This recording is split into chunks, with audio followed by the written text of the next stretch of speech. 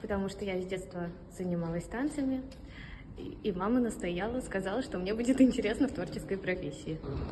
Жизнь сама связалась с танцами. Вообще, мне кажется, это мое предназначение. И дорога просто ведет меня к танцам, поэтому я и не сопротивляюсь. Потому что, когда слышу музыку, у меня дергается тело. У меня отец танцевал, мне это понравилось в детстве. Как-то все вот пошло туда, да. Техничный, интересный, татарский. Блин, Музыка, душа, улыбка.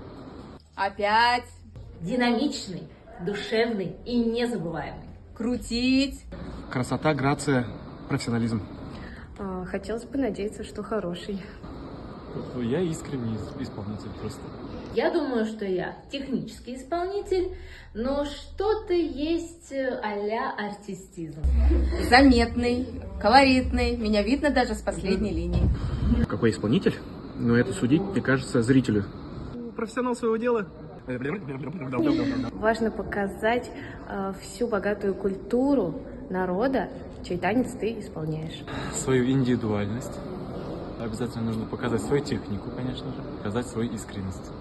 Но я думаю, это душа, это движение. Без движения нет смысла. Правильное исполнение движений, если она поставлена, например, какой-нибудь национальный танец. Танцевать нужно так, чтобы тебе было не стыдно и зрителям нравилось. Так, танцевать нужно так, как ля-ля-ля-ля-ля-ля-ля-ля-ля-ля-ля. Танцевать нужно так, чтобы и ты, и зритель поняли эту идею. Танцевать нужно так и сяк. Фраза «танцевать нужно так». Как я пою. И тугантель.